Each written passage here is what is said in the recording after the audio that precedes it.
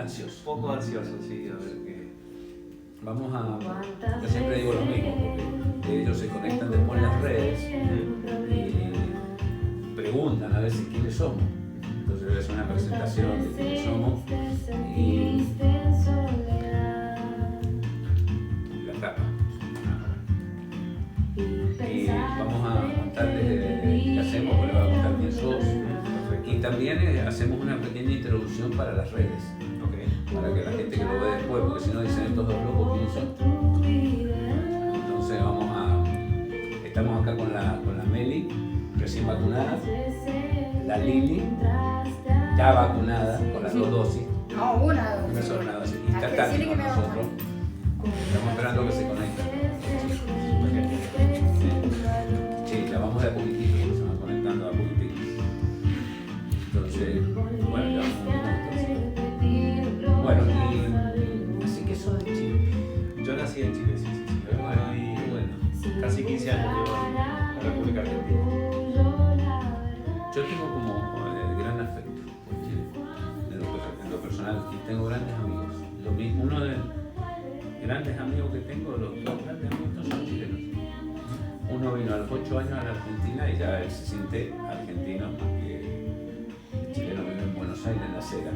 Y tengo una que es el padrino de mi hijo, que vive en Santiago, que se llama Carlos Queirolo. Y bueno, está cerca del pueblo tuyo porque la hija se ha ido a vivir a Viña, ¿no? A Win. Estamos ahora cerca. Sí, cerca de donde vos naciste. Y bueno, yo le tengo mucho cariño a Chile. O sea, no estoy fuera de las personas que tienen como una competencia con Chile, yo estoy fuera. No tengo muchos amigos y me atienden tan bien y yo los atiendo muy bien acá y hemos generado vínculos. Así que no tengo ese rollo que tienen algunos argentinos con los chilenos que van y se agarran trompadas en el Reñaca. Sí. Sí, eso. Por suerte cada vez queda menos de eso y Sí, cada vez más integración. Así que, bueno, vamos a empezar esto. ¿Ya se van conectando algunos, Tati? ¿Algunos chicos? Sí. Bien, bienvenidos al ciclo de Mentes Conscientes. Bueno, es un ciclo que hemos iniciado ya hace un año y lo empezamos con la cuarentena. Estamos muy contentos porque a través de este ciclo damos a conocer todas las cosas que hacemos en la fundación y nos hemos tenido que reinventar. Lo más importante es que nos hemos reinventado y estamos como aprendiendo de las redes también, así que si cometemos algunos errores les pedimos disculpas. Estamos como aprendiendo, es todo como nuevo, se corta internet, por ahí hacemos algunas cosas que pasan y no las podemos como manejar. Pero de todas formas, hoy tengo el agrado de estar con Mauricio González, también ha sido integrante de la fundación, con una profesión bastante interesante que nos va a contar él, no quiero yo porque yo le digo con muchos nombres que tiene y no le pego a ninguna. Entonces no voy a hablar de la profesión, pero sí vamos a estar hablando de algunas cosas interesantes que quiero que estén como atentos porque él trabaja con el cuerpo. Entonces si trabaja con el cuerpo y yo trabajo con la mente, entonces vamos a tratar de unir esas dos facetas para encontrar puntos de unión que podamos como compartir. Así que te puedes presentar. Bueno, muchas gracias. Hola, ¿cómo están? Mi nombre es Mauricio. Me dedico al área de rehabilitación y fomentar la salud a través del movimiento.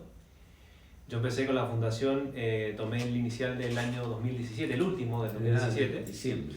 Y también tomé el primer uno del 2018. Y ahí ya directamente me quedé y tomé claves 2 en el 2018. Bueno, ¿qué experiencia tuviste? La verdad que muy grata, muy reveladora, sobre todo en el ámbito de mental o de trazar todas las cosas a través de la mente e incluso a veces restringir o quitarle espacio a las emociones.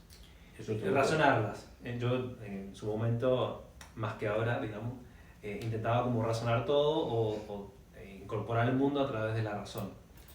Entonces empecé como de a poquito a incorporar más mi emocionalidad, digamos, y dejarla, digamos, más libre, no tan como restringida.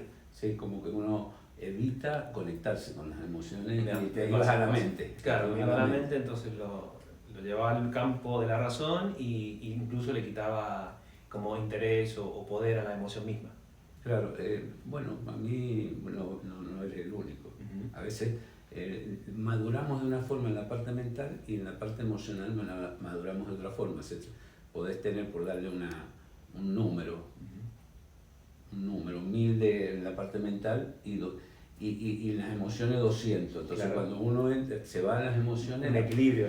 Claro, hay que buscar un equilibrio, porque aparte creo que es una herramienta maravillosa, porque nos permite, por ejemplo, darnos cuenta de la tristeza, darnos cuenta de la felicidad, darnos cuenta de las cosas que nos suceden. Entonces creo que la emoción es una riqueza que tenemos. Lo que pasa es que a veces la manejamos, permitimos que las emociones se disparen, entonces nos vamos a los extremos. Entonces ahí es donde está, digamos, el inconveniente. Pero bueno, me alegro mucho que hayas podido como equilibrar toda esa parte emocional. Estoy en la búsqueda de ese equilibrio, digamos, que quizás, bueno, dentro de todo lo vengo llevando bastante bien. Y en lo que me desempeño puntualmente trabajo puntualmente en dos grandes áreas, que es el área de gerontología, que son los adultos mayores, el ejercicio con adultos mayores, y en el área de rehabilitación musculoesquelética, que suena chistoso el nombre. ¿Cómo es eso? A ver, contame. La rehabilitación musculoesquelética en gran medida abarca personas que hayan tenido un accidente de tránsito, personas que hayan tenido, por ejemplo, alguna lesión deportiva, personas que hayan tenido simplemente, empezaron con algún dolor sin ningún motivo aparente en el cuello, la clásica lumbalgia, cervicalgia, etc. Entonces yo me mantengo incluso también con el dolor, que estoy tomando una especialización en dolor persistente, aquellas personas que tienen no solo dolor durante un tiempo, sino durante mucho tiempo, estamos hablando de años. Como un dolor crónico. Un dolor que, es más, ahí justo trataste una palabra que dentro del ámbito de este estudio se intenta erradicar. Evitar. Porque el crónico implica que es para siempre, cuando se sabe hoy por hoy que hay cosas que no son para siempre. Entonces, perfecto. Gracias por entonces lo que se plantea ahora es el dolor persistente. Dolor persistente, perfecto. Que son los nuevos cambios, digamos, de paradigma en cuanto al lenguaje. Es que el lenguaje creo que está bueno, porque el lenguaje forma mapas y forma límites. Entonces me parece muy bueno que me lo aclares, porque yo no lo sabía, lo voy a empezar a utilizar. También me parece que cambia la forma de verlo, la forma de verlo. Me parece bueno, muy bueno. ¿Y qué más? También soy docente en la Universidad Juan Agustín Maza, en la cátedra de actividad física adaptada, que en realidad es el rol del profesor de educación física. La intervención o el abordaje en personas que tienen alguna patología, generalmente personas con algún síndrome metabólico, como por ejemplo, o parte del síndrome metabólico, como por ejemplo obesidad, diabetes, hipertensión. Entonces, el rol del profesor es adaptar el ejercicio físico con algunas características especiales, entre comillas, hacia ese tipo de patología. ¿Cuáles serían las características, por ejemplo, de la obesidad o la diabetes, o incluso todas juntas, porque hay personas que tienen todo, digamos, todo el combo? Entonces, en gran parte tiene que abarcar como todas las áreas para ir trabajando. A mí estuvimos charlando un poco antes de que empezáramos acá con la charla, y me llamó mucho la atención, y no me llamó la atención, sino que me parece muy bueno tu formación, porque en realidad viniste a Mendoza, a la Argentina, a jugar al rugby. Claro. O sea que ya de todas formas tenés una formación básicamente de fortaleza, de persistencia, de dedicación, de entrega. O sea que tampoco llegar a donde has llegado no ha sido fácil, ¿no? No, yo en cierto modo me di cuenta de todo esto cuando es como que no me di cuenta cuando lo iba haciendo en el camino, y después como que miré para atrás y ahí me di cuenta del camino recorrido. Y es más, en su momento, cuando jugaba rugby, empecé a estudiar educación física, terminé la licenciatura en educación física, y yo ya tenía definido que iba a estudiar kinesiología, porque mi mismo tránsito en el rugby era lesión constante, por varias razones, una de ellas la falta de preparación, y eso me llevó a estudiar kinesiología. Entonces cuando ya me recibí cuando estudiaba kinesiología, estaba muy obsesionado con el ámbito deportivo, dedicarme al campo deportivo, al ámbito deportivo, a las lesiones deportivas, etc. Pero de un modo u otro eso fue como mutando. Claro. Entonces ya es como que el ámbito deportivo va cada vez quedando más de lado, y me empecé a dedicar más al área de gerontología, que son los adultos mayores. y la salud a través del movimiento. O sea, fomentar que las personas mejoren, digamos, su capacidad de autonomía, de independencia, incluso su capacidad cognitiva a través de hacer otro tipo de movimientos, nutrirse a través del movimiento. Claro, qué bueno.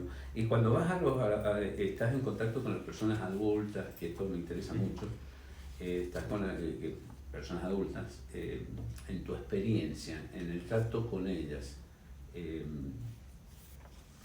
¿qué has notado? Bueno, puntualmente, en periodo de pandemia, he visto mucho que hay mucho miedo en el adulto mayor. También una extrema confianza en instituciones que no han demostrado ser del todo fiables para confiar, digamos. Eso es lo que yo también he visto. He visto también un déficit cognitivo en cuanto al estímulo. Y porque, por ejemplo, las personas tienden o los adultos mayores, generalmente asocian a lo que yo me dedico, que es la kinesiología hoy por hoy, hacer masajes, que es relativamente normal, porque es como que culturalmente viene de ahí. Pero lo cierto es que cuando yo voy a la casa, entonces ellos se sorprenden porque me dicen, ¿y no has traído nada para camilla, nada? ¿Cómo vamos a trabajar? Porque ellos están acostumbrados a ir a hacer un masaje para algo. Claro. Entonces yo le digo, no, yo me dedico a esto, hago de esta forma, trabajo de esta forma, etc. Es más, hoy por hoy ya lo aclaro directamente antes para que no se pongan mal cuando llegan. Porque en el ámbito terapéutico las expectativas son muy importantes. Entonces, si vos estás esperando un tratamiento y unos resultados a través de ese tratamiento y ese tratamiento no se hace, es como que ya hay como diciendo... Hay como una negación. Como una negación, como diciendo otra cosa no me va a servir, como diciendo. Y mentalmente, por ejemplo, cuando vos vas a ver a los adultos mayores, ¿cuál es la sorpresa tuya o cuáles son las cosas que te plantean, por ejemplo, con respecto a inestabilidad mental, o sea, a que no están funcionando, por ejemplo, como me dijiste vos, que no saben qué hacer después de jubilados? Bueno, eso es una situación que vivencio prácticamente diariamente, porque lo que veo es que si atiendo, por ejemplo, a un adulto mayor, a una mujer, ella como que tiene bien claras sus funciones. Entonces, cuidar a los nietos, cocinar los fines de semana, mantener la casa en orden. Es como que eso lo tiene bien claro para ella. En cambio, el hombre es bastante distinto porque generalmente si no tiene un hobby, tiende a aislarse mucho, no quiere salir, no juntarse, y ahí empieza con una pequeña degradación cognitiva porque no hay un estímulo. Claro. Entonces prácticamente se queda viendo televisión. Se queda viendo televisión con lo que ya sabemos que es lo que vemos todos los días, entonces entran como en una especie de vorágine de no hacer nada, moverse cada vez menos, consumir lo que te están dando en la televisión, entonces la cabeza empieza a funcionar. Empieza a funcionar a través de esa, es como la caverna de Platón, están como, la realidad es eso y listo. No hay un cuestionamiento de otro tipo de cosas. Y aparte se quedan sin poder hacia afuera, ¿no? Se quedan en un lugar de estancamiento, ¿no?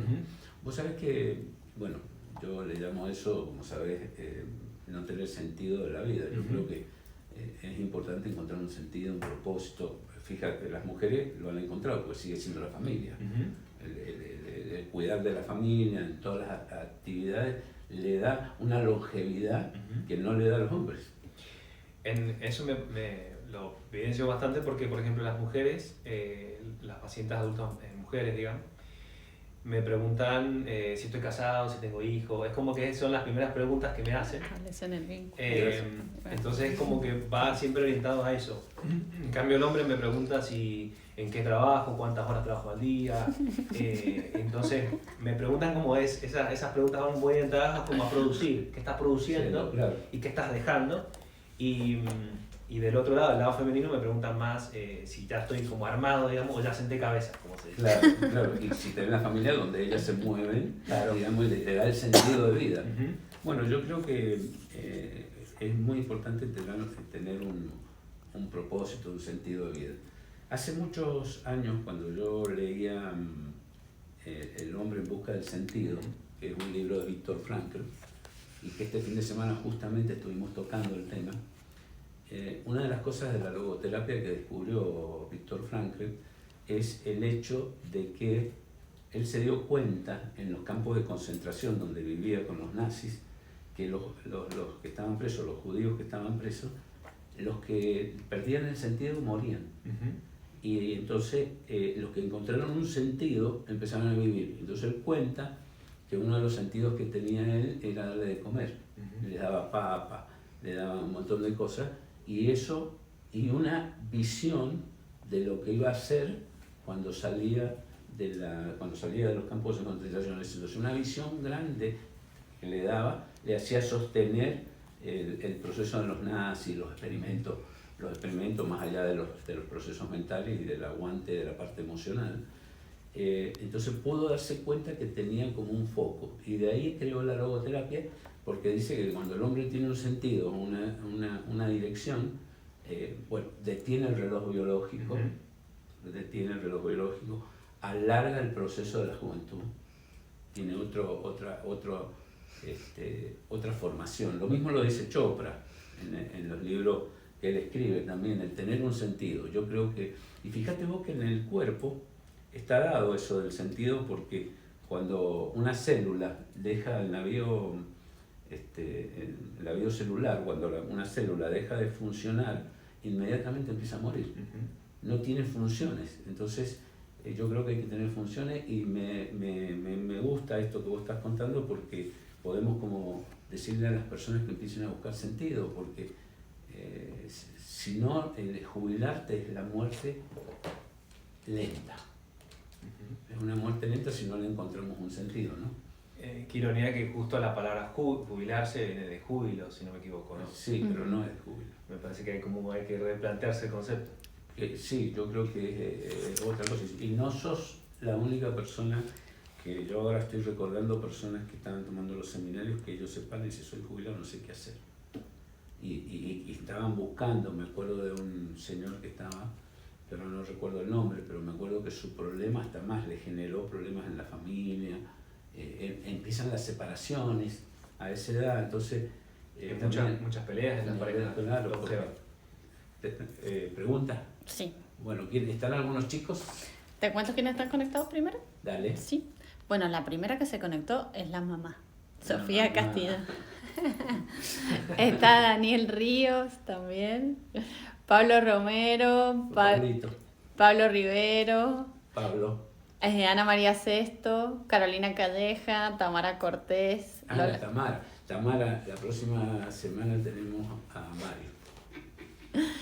Mario. Lola Maradona, Gustavo Michelini, Enneagrama Integral, Pedro Abayay, Marcela Becerra, Juana, Enrique Aldo García, Matías Labarba y Mira, Matías Labarba. Karen Quirós. La pregunta. Tenemos una preguntita. Sí, vamos a ver si tenemos contestamos una pregunta. Sí, porque lo nombraste, pero pasó así como muy por encima. ¿Podrías explicar bien la relación entre el déficit cognitivo y la actividad física o la falta de actividad física? Bueno, puntualmente hay bastante investigación de que las actividades aeróbicas, por ejemplo una caminata, puede ser una caminata ligera o sostenida en el tiempo, también una bicicleta, y también la sobrecarga está ahí en investigación, pero se sabe que fomenta un concepto que se llama neurogénesis, que en realidad es la capacidad del cerebro de renovar sus células. Eso no se pierde, eso es un mito que era hasta cierta edad. La capacidad tiene constantemente, quizás no a la velocidad de cuando uno es más joven, pero tiende a renovarse constantemente. Pero lo más importante es eso desde el ámbito físico, digamos, ¿no? Pero también desde el ámbito de desafío. ¿Cuál es el desafío que le estoy haciendo a mi cerebro? Si yo generalmente hago los mismos estímulos de siempre, no hay ningún tipo de estímulo. En cambio, por ejemplo, si yo leo algo de un tema que no tengo idea, si yo aprendo un idioma, por ejemplo, si yo aprendo a tocar un instrumento musical, o si aprendo política, por ejemplo, ya sea de un lado o del otro, estoy desafiando a mi cerebro, porque lo estoy poniendo en actividad. En actividad. Incluso jugar, por ejemplo, ajedrez o juegos de cartas, en los cuales requiere cierta estrategia para ganar, pero finalmente estás desafiando tu cerebro. Entonces, eso es lo que por ahí hoy por hoy falta bastante, porque el contenido que consumimos está también muy masticado, incluso digerido, entonces no requiere ningún tipo de razonamiento. Entonces es muy fácil verlo, pero no me genera ningún tipo de estímulo. ¿Vos crees que los seminarios generamos eso? Yo creo que sí. Fuertemente, sí. Fuertemente, ¿no? Fuertemente, sí. Sí, o sea que generamos cosas para que las personas tengan como cambios. Un paradigma distinto, constantemente, rompemos un paradigmas. desafío constantemente. Entonces, A en mí- ese ámbito es muy sano. Claro, porque yo me preguntan a veces que, como la filosofía, que mira, vamos ahí para sentirnos bien. Y yo te diría que sí, en una parte, pero en otra parte buscamos que haya como un desafío de paradigma y romper patrones ya establecidos, ¿no?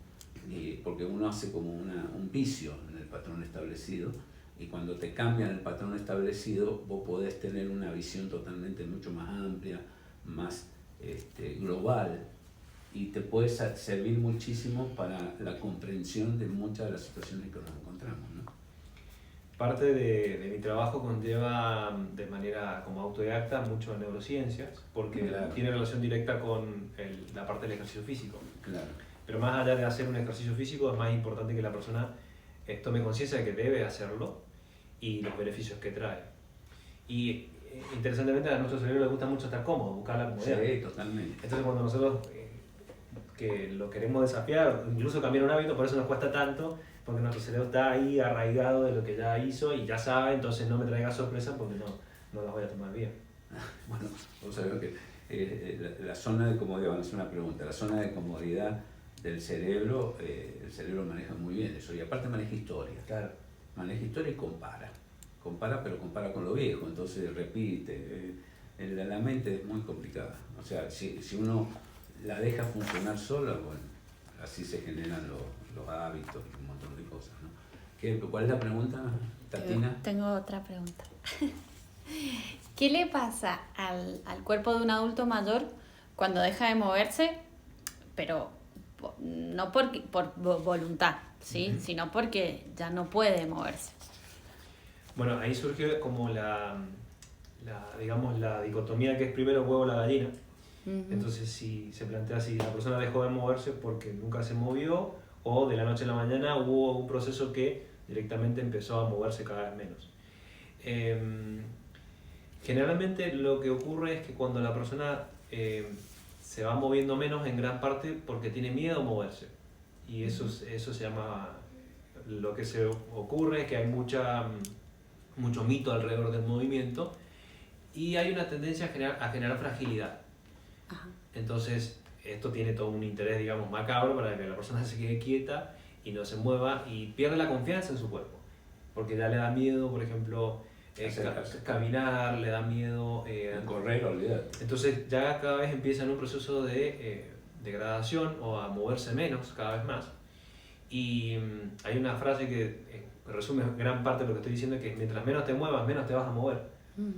Entonces, si no solamente con lo que es actividad física, que son las actividades del día a día, que puede ser jardinería, barrer, limpieza, cocinar, que ya conlleva un pequeño movimiento, pero el tema cuando vos ya haces ejercicio físico, pero el ejercicio físico conlleva como un desafío mayor o trabajar en base a un objetivo en particular. Yo voy a hacer ejercicio para mejorar mi fuerza, o mejorar mi flexibilidad, o mi resistencia.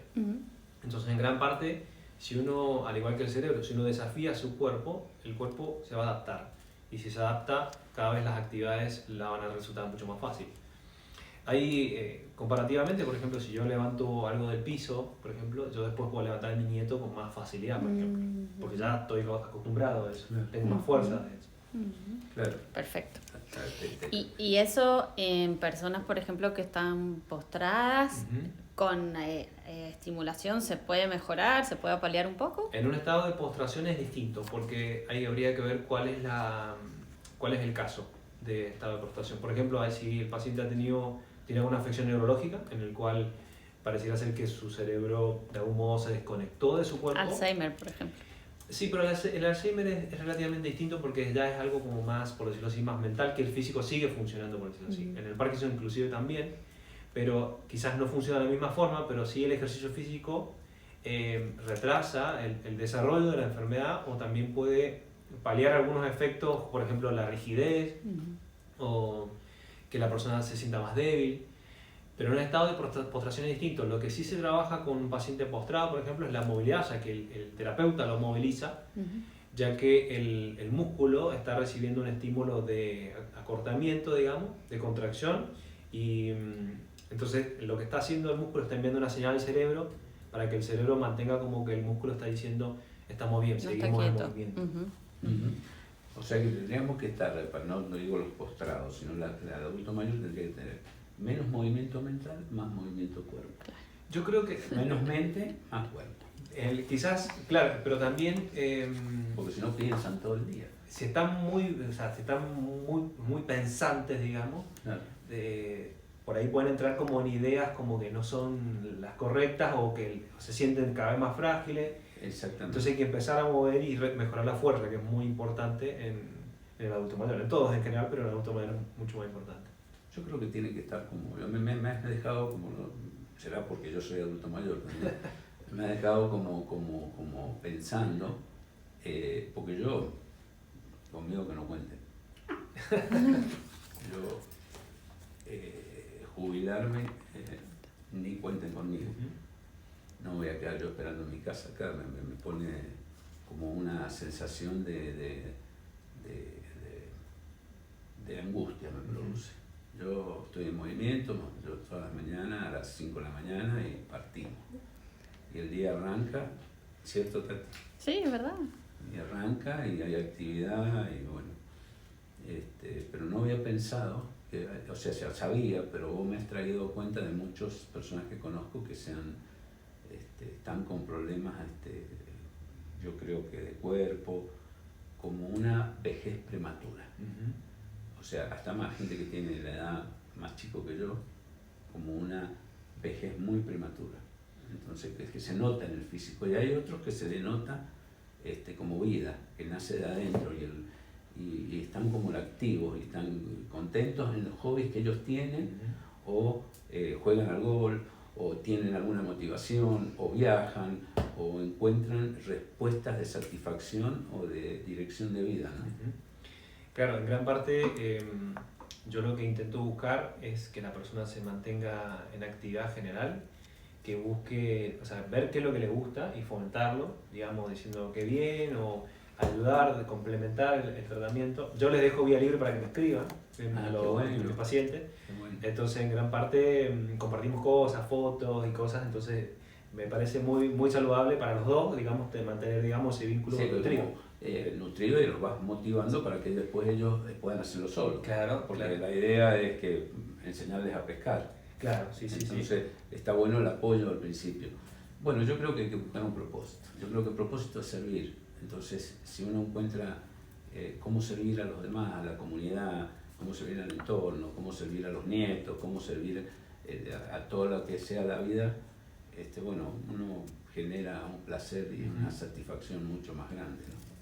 Pregunta. Tenemos una pregunta de Noxter. ¿Qué nivel de intensidad de actividades físicas recomendarías para personas de 30 a 40 años que quieren envejecer con la mayor movilidad, fuerza y flexibilidad posible?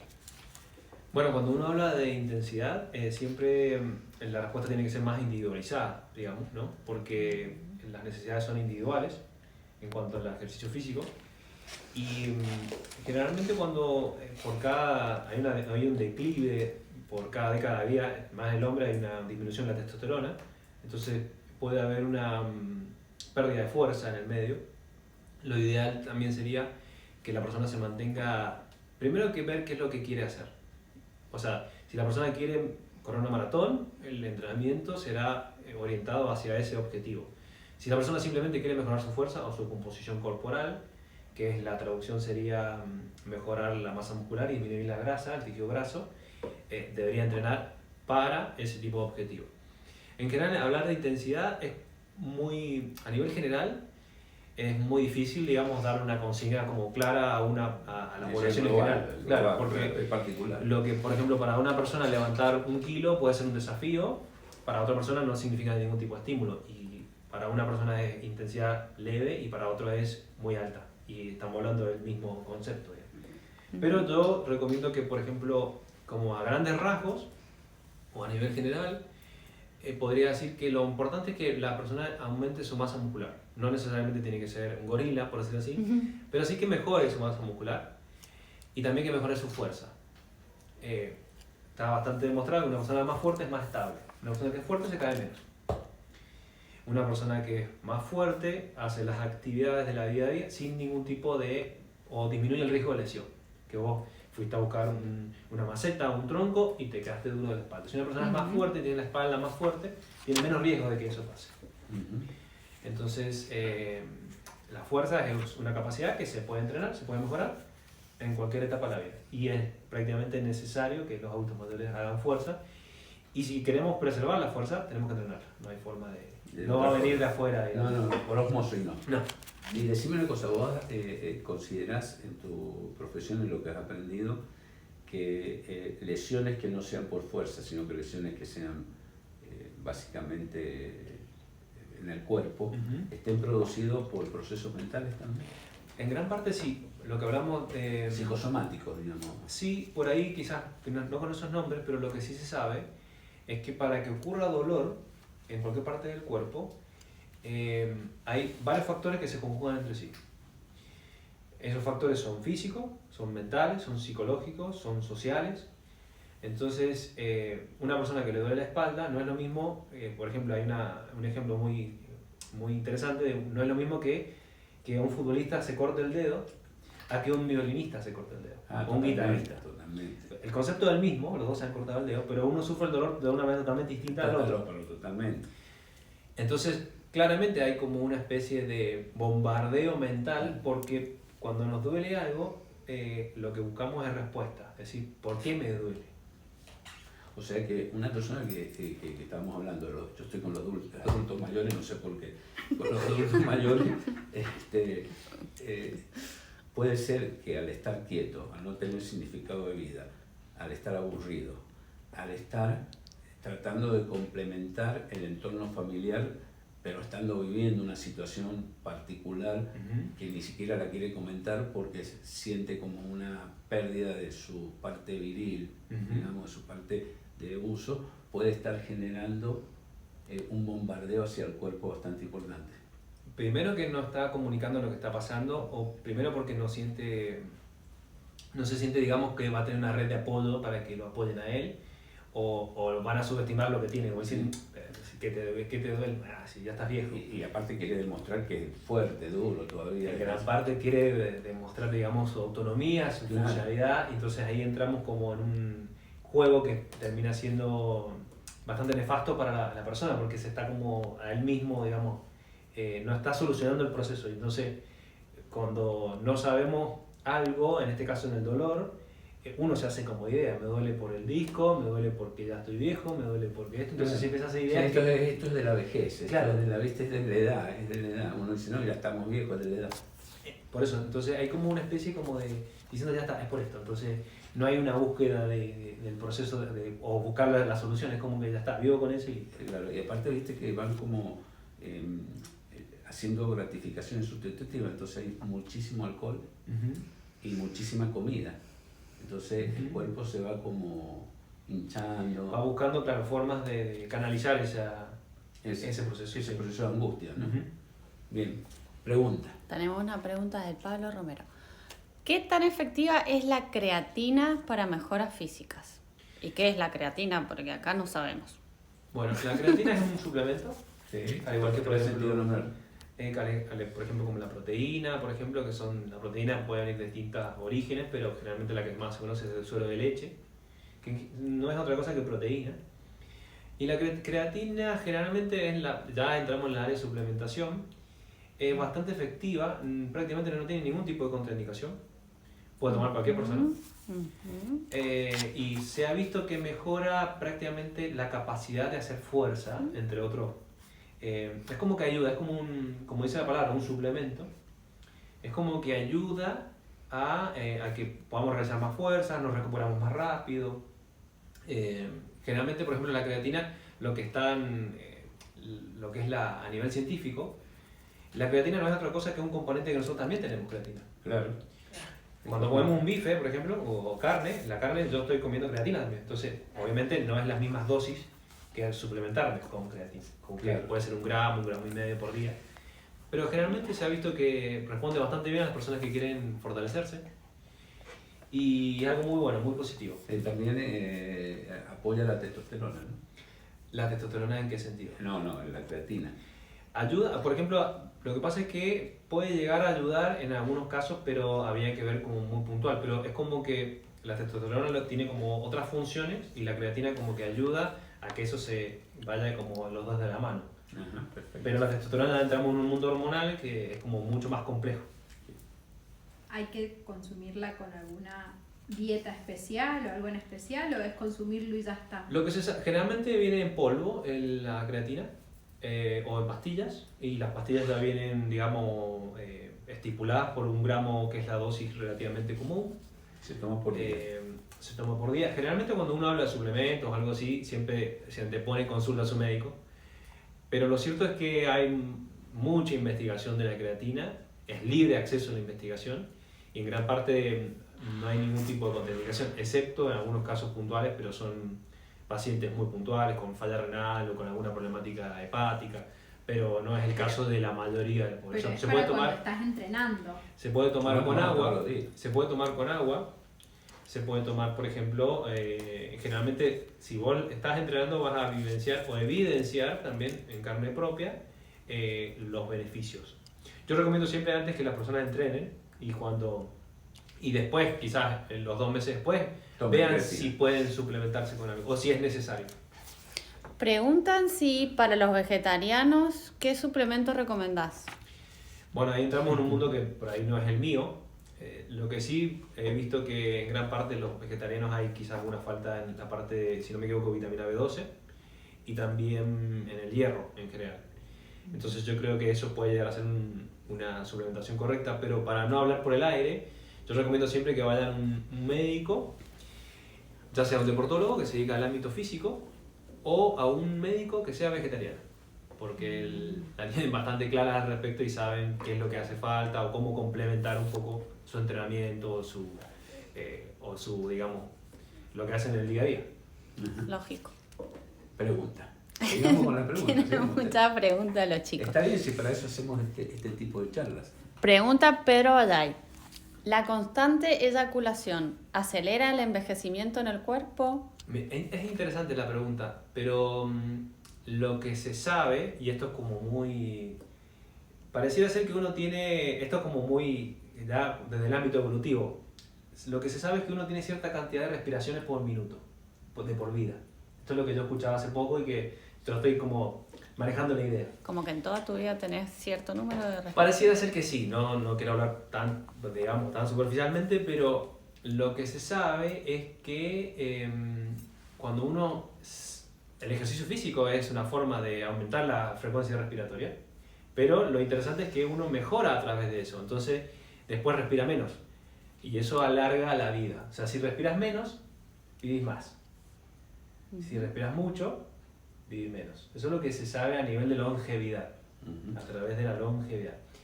Cualquier instancia en la cual yo me exponga a respirar más cantidad de veces, va a provocar que yo disminuya un poco mi longevidad. Por eso Habría que ver cuánto, Por pero eso los yogis se quedan quietos y... hay muchos estudios en tortugas, en tortugas de las Galápagos que Claro. respiran 3 veces por minuto una tortuga. Claro, Entonces, entonces, nosotros heredamos bastante de Es muy eso, poquito. ese ámbito biológico. Y un ser humano normal respirará 30, 40 veces por minuto. para contestarle a Pedro, que está tomando claves 2, y va a leer un libro que se llama La Isla de Prana, para que él conozca del Tantra, si es que no conoce. Bueno, ellos practican la no eyaculación, porque justamente la no eyaculación alarga la vida. Entonces, en el Tantra, esa es la que creen las personas que hacen Tantra. Entonces, se trata de retener la eyaculación como un proceso básicamente de distintas técnicas en la cual la mujer influye muchísimo para que ese proceso de gozo se alargue.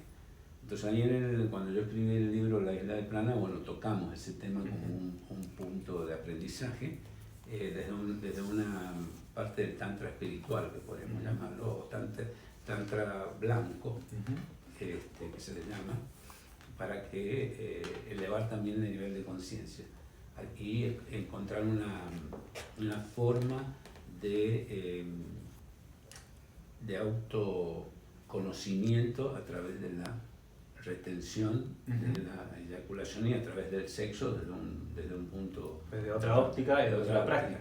Y ahí en la isla de Prana, que nosotros capítulo 11, Pedro, podés charlar y está muy bien explicado por Tula, que es la habitante de la isla de Prana, se lo explica a una persona bien neófita, digamos, que no sabía, entonces le va explicando y practican el tantra. Entonces como una forma de aprendizaje. Así que ahí puede, como Pedro, responderle más en profundidad. O sea que si tenemos que respirar menos, tenemos que eyacular menos. Es probable. Porque, exactamente. Sí. Tenemos otra pregunta de Tami Cortés. ¿Qué relación hay puntualmente entre las cadenas musculares y las emociones? Bueno, es una pregunta interesante, pero está en discusión si existen o no las cadenas musculares realmente, porque lo que se planteaba hace un tiempo atrás es que uno tiene ciertas cadenas internas en las cuales uno se moviliza en base a esas cadenas. Explicar lo que es cadenas musculares, Claro. para que lo entiendan todos. Una cadena muscular vendría siendo como una especie de secuencia preprogramada de movimiento, es como una especie de tela interna que uno, por ejemplo, al realizar un movimiento, toda esa tela se activa. Podríamos decir, por ejemplo, que yo voy a hacer un lanzamiento, entonces se activa todo un mecanismo interior que favorece ese tipo de movimiento. Es como una memoria que tendría el cuerpo. Más que una memoria, es como algo que está programado. Algo está programado. Es como pareciera ser que el movimiento del cuerpo en general se divide como bien básicamente en empujar, cualquier tipo de empuje, hacia arriba, hacia el frente, hacia abajo, en traccionar, en levantar cosas del piso, pesada, en levantarse del piso con algo pesado y movilizarse con algo de peso. En gran parte uno podría resumir los movimientos humanos en eso. Después ya pasamos a otro tipo de cosas, que ahí está la locomoción, la reptación, cuando el bebé empieza a reptar, empieza a moverse como una especie de cocodrilo, por decirlo así, está reptando, o treparse, entonces son movimientos básicos. En cuanto a lo que es cadenas musculares, pareciera ser que, por ejemplo, uno tiene como internamente un traje de buzo. Entonces el traje de buzo está todo conectado de un lado al otro, de un lado al otro. Claro. Hay varias teorías con respecto a eso, hay bastante discusión si es que existen o no. Yo en lo personal no tendría una relación estrictamente hablando con la emoción, porque no necesariamente va a influir o no, tiene que ver un poco con el estado de la persona. Si la persona está, por ejemplo, enojada, no sé si va a tener una relación directa con eso. Yo lo pondría en duda y aparte es muy difícil de comprobar a nivel científico. Se puede, digamos, entender desde un ámbito como lógico, pero no a nivel científico, que es por ahora es una de las formas de verdad que nos ha sostenido en el tiempo. Pero yo no encontraría relación, y si es que hay relación me gustaría ver los estudios que hablan de eso, para ver Para poder incorporarlo. para ver un poco para ver la metodología de investigación y Claro. segundo para ver cómo funciona eso. Y para cambiar bien y para aprender. Y para aprenderlo, claramente, sí. Pregunta. ¿Es lo mismo la hernia discal que la desformación discal? Bueno, habría que ver un poco a qué se refiere con la palabra, pero por ejemplo uno puede leer en Google, dice deformación discal. Yo no sé qué es lo que está pasando en ese disco. Yo no sé si tiene una protusión o tiene una hernia o simplemente es una pequeña irritación de una membrana que cubre el disco. Y una hernia es cuando lo que se plantea, yo entiendo esta pregunta, pero lo que quiero llegar es que no es algo tan grave como se piensa. Voy a decir algunas cosas de la hernia para que la gente quite un poco el miedo. En gran parte la hernia, hagamos de cuenta que es una especie de núcleo pulposo y que tiene internamente un núcleo. Ese núcleo lo que hace cuando hay una hernia, una de las partes de la estructura colapsó y sale un poco el núcleo hacia afuera. En esa parte que ha salido puede irritar o existe la posibilidad de que irrite un poco esa zona. En esa irritación puede irritar el nervio ciático, que es muy conocido, y puede provocar un dolor desde el glúteo hacia abajo en el muslo. Un dolor permanente. Un dolor persistente. Un dolor persistente. Lo interesante es que eso dura un tiempo y hay bastante evidencia que se reabsorbe o que disminuye su tamaño. Ajá. Entonces, no es que sea quirúrgico estrictamente hablando. ¿Y haces algún tipo de ejercicio para eso? algún tipo de ejercicio o cómo le llamarías vos para no equivocarme en la... En gran medida lo que se plantea es que primero hay que educar al paciente Ajá. y ofrecerle seguridad. Lo que hoy por hoy se maneja en el ámbito que yo me dedico es primero educar, o sea, ofrecerle herramientas para que la persona pueda mejorar su salud, porque cuando uno escucha hernia de disco, automáticamente lo asocia a una cirugía o a una invalidez por vida, cuando la ciencia nos está diciendo otras cosas. La ciencia nos está diciendo que las hernias de disco se reabsorben, nos está diciendo que no es necesario operar, que los casos operables son muy bajos. Ahora, que se operen más casos de los que son necesarios, eso es otro tema. Eso es otro tema. Pero lo que pasa con la evidencia científica es que se aplica solamente el 20%, se demora 20 años en aplicarse. Y del tiempo que se demora solamente se aplica el 1,3%. Entonces, volvemos un poco a lo mismo de que no se está haciendo lo que debería hacerse, porque no es conveniente para un sistema que vive de eso, digamos. Claro. Pregunta. Tengo otra pregunta. Bueno, como verán, yo me he quedado totalmente callado acá, no tengo más nada que decir, así que pregúntenle al profesor. Está súper interesante. Estoy también absorbiendo. Muy bien. Pregunta Ana Sesto. Si se practica respiraciones, por ejemplo, bástrica, ¿entonces se vive menos? No, yo no podría decir esa afirmación. Respiración bástrica, no sé a qué se refiere, no conozco el concepto. Quizás pueda llegar a ser como algo de...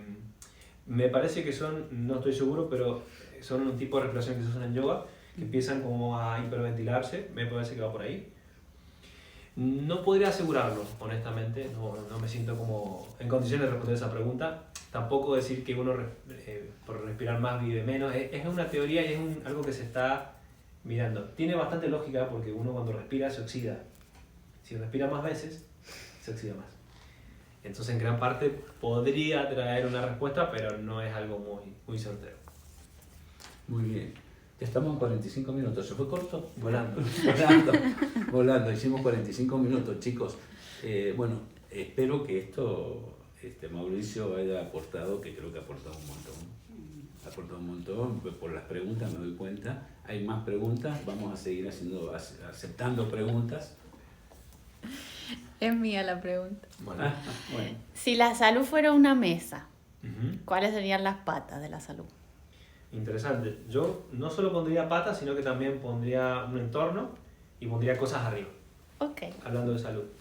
Generalmente, desde la concepción de la OMS, la salud es la no enfermedad directamente. O sea, eso es salud, simplemente. Y el bienestar físico, emocional y mental. Eso vendría siendo como una definición, quizás no de estricta, pero va orientada por ahí. Ujú. Lo que sí se sabe es que para que una persona esté relativamente saludable, pareciera que tienen que cumplirse como ciertos requisitos. Obviamente no es lo mismo interpretar la salud para un niño que para un adulto mayor o un adulto joven, pero yo pondría en esa pata, por ejemplo, en gran parte los resumiría en 3 grandes áreas, que es biopsicosocial. Ese sería como el concepto. La parte biológica, que tiene que ver con los tejidos, la capacidad muscular, cómo están las estructuras, etc. En la parte psicológica, cómo es esa persona vivencia o incorpora al mundo.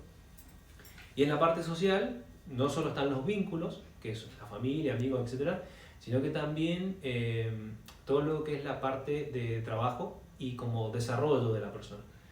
Y ahí yo creo que fuertemente entra el desarrollo personal, también en la parte psicológica, pero uno a veces tiende a como diferenciar o tener muy separadas esas líneas, pero pareciera ser que lo metimos en una licuadora y está todo mezclado, porque es muy difícil diferenciar si me duele la espalda y no tengo trabajo, pero sí tengo trabajo y tengo problemas familiares.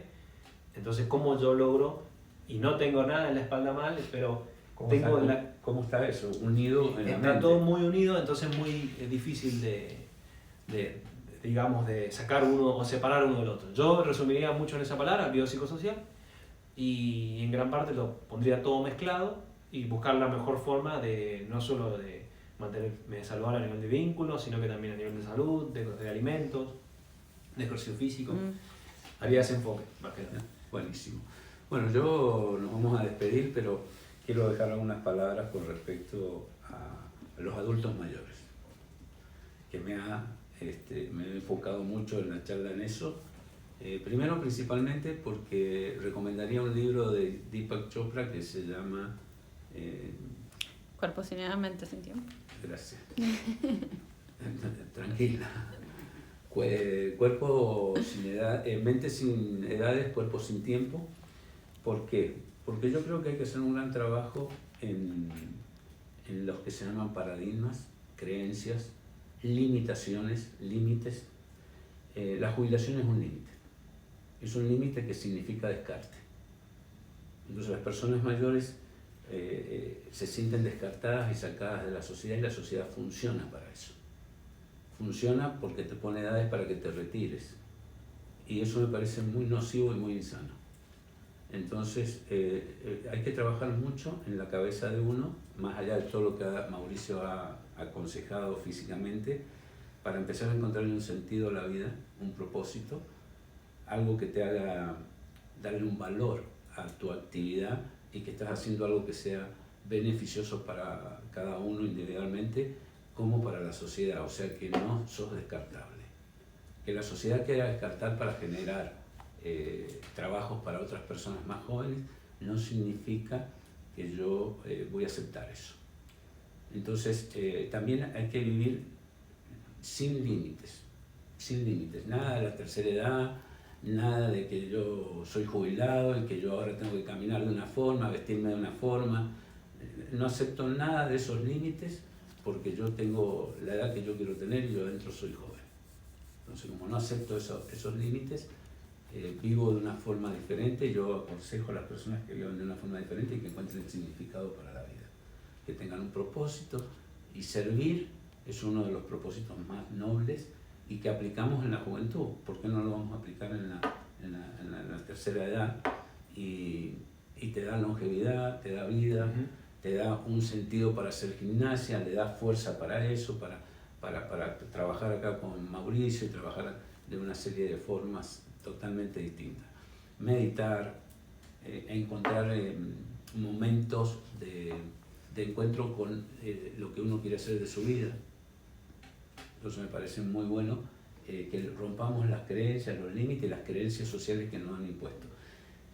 Mi mamá, que tenía muchos años y vivió muchos años, le dio Alzheimer después. Antes de que le diera Alzheimer, iba al banco y no hacía cola para los jubilados. Había que ir cola para los jubilados. Ella hacía la cola, no era jubilada.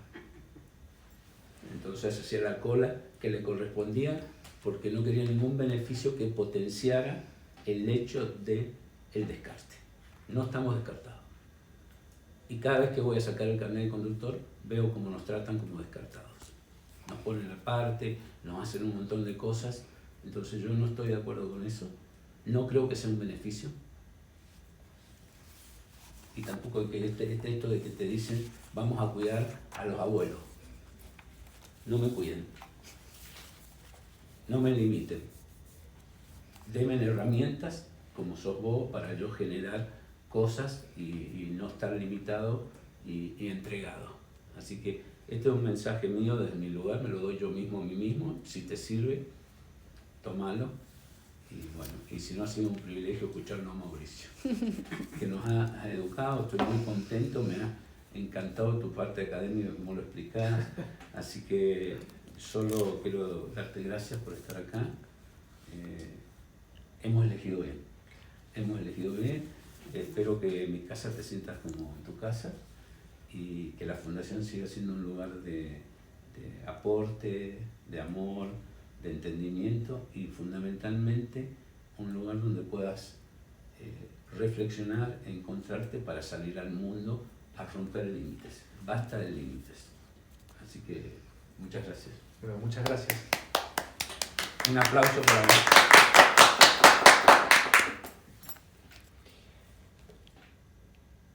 Bueno, muchas gracias, me he sentido muy cómodo, me siento honrado, espero haber sido un aporte para la Fundación, para Raúl. Me he sentido muy cómodo en la casa de él y bueno, espero haber respondido las preguntas, espero haber sido claro. Muy claro. Cualquier duda que quede me pueden escribir, lo que haga falta y podemos revisar cualquier pequeña duda que haya quedado y estoy a disposición. Gracias nuevamente. Bueno, gracias a todos, gracias Meli, de haber venido, como estás con la vacuna, la han vacunado, pero vamos a mimarte. Y gracias Lili, Tati, muchas gracias. Y gracias a todos por estar. Vamos a hacer un seminario inicial, que estábamos hablando con Mauricio, el primer seminario lo hacemos el 6, 7 y 8 de agosto. 6, 7 y 8 de agosto, si estoy chequeando la fecha. Va a ser presencial, así que los esperamos que se comuniquen, vamos a volver a lo presencial. También vamos a tener un seminario online que vamos a hacer el sábado 17 de julio, de 11 de la mañana a 12:30. También queremos como mirar lo que nos hemos transformado, cómo hacemos seminarios online, la efectividad que tienen las personas para que tengan una experiencia y también para que tengan una experiencia de animarse a tomar seminarios porque pueden chequear el estado emocional que produce el seminario, la claridad que puedes encontrar, cómo baja la tensión y cómo da visión. Entonces puedes como participar, experimentar y tener un punto de referencia que no sea una cosa tan, como viste, como que te llevan a algún lado y no sabes qué va a pasar. Bueno, vas a tener como una experiencia anterior y el presencial es 100 veces más poderoso en la experiencia. Así que los esperamos. Y en Mentes Conscientes vamos a tener meditaciones los martes desde las 19, que están en Spotify también. Estamos subiendo todas a las redes, lo puedes encontrar en Facebook, lo puedes encontrar en Instagram, como la de esta charla también la puedes ver en Instagram, y también la estamos subiendo a Spotify. Entonces, para que las meditaciones las puedan utilizar corriendo y en el auto y en distintas cosas, actividades que hacemos, se pueden estar utilizando. Y escuchando también estas charlas si quieren como profundizar algunos de los temas que dejamos. Vamos a tener en Mentes Conscientes a Mario Medina, que para nosotros es una persona muy importante en la Fundación porque hace muchos años que da servicio en la Fundación y lo llamamos el guerrero silencioso. Así lo llamamos a Mario Medina porque en realidad no hace ruidos, porque está sirviendo, es un guerrero que sirve. Entonces le pusimos el guerrero silencioso. Entonces es economista, así que vamos a tener el placer de tocar toda la parte interna, también con la parte económica, de cómo generar también un equilibrio de autonomía, porque las personas para ser libres tienen que ser autónomas, en lo afectivo, en lo económico, para tener un equilibrio emocional y mental, y un autoabastecimiento personal para no generar dependencia. Entonces, los esperamos y ha sido un tremendo placer. Así que gracias a todos. Nos vamos.